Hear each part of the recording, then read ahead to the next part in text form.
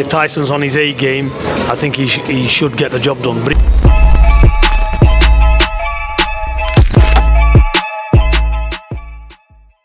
This is Jonathan Agger for Pro Boxing Fans, joined by the great trainer Peter Fury, who are here in Cardiff. Peter, your son is back, 2 fights in a month, really. Yeah, you must be so pleased with that activity. Pleased with the activity. Be good to see him back. Looking for further improvements. He seems really confident. He seems like he's got his mojo back. What's he been like in the gym? Fabulous in the gym, but in the gym's one thing, in the lights is another. So what I'm seeing, I'm very happy with. He shook a lot of ring rust off for that last one, and yeah, definitely looking for an explosive finish to this one. You've always said, you know, like his experience at an early age is going to stand him in good stead. Now he's got through his, outside the ring problems. Do you feel like that's going to prove significant in the next few years? Yeah, definitely. We just got to get him active, get him busy, shake off this ring rust, and so far so good. Let's have a look on Saturday night just how much he's got left to do before he's boxing at his full potential. And Patrick Korte, a German heavyweight. From what I've seen, he usually comes to fight. So are you expecting that on Saturday night, Peter? Yeah, he's a big lump. He can punch. He comes to give it. He's in shape. But this is all about getting Hughie, getting the ring rust off, getting the rounds, and just going through these one at a time. I saw Savannah's moving to MMA. What do you make of that move, and is she going to come back to boxing at some point? I think she's always wanted to do the MMA, so it's good for Savannah, and I'm pleased she's doing it. So I'm looking forward to the fight. I'll be there. I'll be ringside, sat with me popcorn, and enjoying it. I quite like the MMA. I like all sports anyway, so it's going to be good for me. I'm going to watch all the fights. And who else are you working with at the moment? Which prospects have you coming through? You've got the heavyweight, I know, coming through. Yeah, talk to us a bit about who's next. Well, I've got Matty Harris. He's looking to be on again in June. Who else have I got? I've got April Hunter. She's looking to announce a big fight any day. Also to be on in June. We've got Savannah on in June. Hughie Fury is the 29th of June. So he's on again. I've got James Dean, great nephew, I think it is. He's on again. He done well in the ABAs. I've seen the ABAs. It was his first one, so he's looking to be on and keep him busy. I've got a young lad called Colas. That'll be good. He's a good young kid. Yeah, there's a few. I think I've got about 7 altogether. Busy times. Yeah, busy times, and the main thing is that they all get boxing and they're all active. Peter, I know the fans love hearing your opinions on the fights coming up, so kind of in chronological order, obviously next week the Undisputed fight. How close to that is a 50-50 fight? Do you think it'll be a good fight next week? Which one? Fury Usyk. Do you think it'll be a good fight? It will be a good fight. I think it'll be, Usyk's a very good fighter.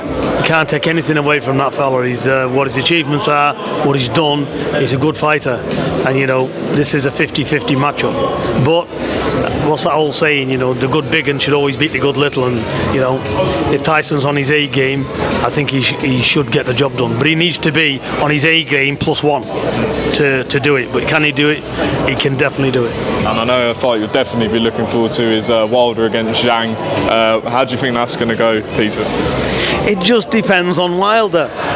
If Wilder's there and he's got his mojo back, and he's not this lackluster, like he's not interested anymore, then if he can get back to his old ways, he'll probably he could flatten Zhang. But if Zhang's really up for it and he's in the gym, I think Zhang puts me in the mind of a lazy fighter. you know, he relies on his one-punch power. You know, and if that's the case, he's going to come undone against Wilder, because Wilder's fit, we know, he's got experience there.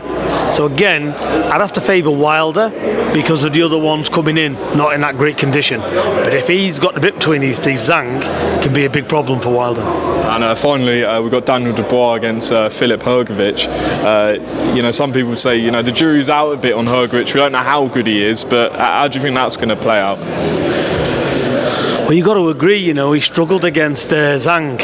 But, you know, that really looking back, that wasn't a bad performance because Zhang was in good shape for that fight. So, and, you know, and Dubois put an excellent performance on against Miller. You know, so, you know, Dubois has always been lacking self-confidence to me, and that fight with Miller may have pulled the trigger in his mind, and we could see a different Dubois going forward. So again, that's a pick-em type of fight. And you know, looking at the heavyweight scene, do you feel like there's a real opportunity for Fury to get involved with that Saudi mix? I mean, what would you make of what His Excellency Turki Al-Sheikh's doing in Saudi Arabia? And you've always said to me, the best have just got to fight the best. It doesn't matter if you win or lose. Everyone needs to fight, right? That's exactly right, and that's what's happening. So you've got to give the fella his due, and it's good for boxing.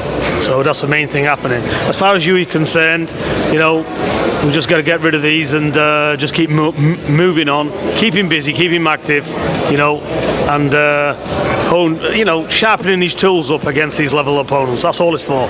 And just finally, Peter, give us a plug for your podcast with Aki on Boxing Now. Just how much are you enjoying that, and tell us a bit about it. Well, obviously we're doing it with Boxing Now and Aki and Chris, so I'm enjoying it. It's not like a podcast for me. It's just a case of sitting down and having a chat. And you know, I don't really say that much because I love listening to what they got to say. You know, so it's interesting. We've had some very interesting people on it already, and we've got more lined up. So it's going to be good. It's good for the people coming on as well to hear their stories, and when you really listen to how people are and how they go through the life, what they've gone through, you know, this, that, you know, it's nice to listen to. Which guests have you enjoyed having on the most so far? I think they've all brought their own stories. I've enjoyed them all so far. I think we've done 3, I think, and it's been very good. So we're gonna. I know they've got plans for some other ones. I think in the next 10 days we'll be doing another one, I think. So they're going to keep rolling them out. I think they're banking them. But I think the first one, I think he told me, is due to be out in the next 10 days. Brilliant. Well, if it's not on the podcast, we all enjoy looking at your tweets during the fights as well. They're good fun to look at. Listen, if you want to be lucky, I haven't got my wine in my pocket because God help them, that's all I can say. Well, Peter, it's always good to see you, and best of luck with Fury, and hopefully we'll see him some big fights this year as well. No luck needed. He's a journeyman, and he's a world-class heavyweight, so all as it is, target practice. That's what they'll be getting. This one, he should knock him out, to be fair. Well, we look forward to that, Peter. That's it. All the best.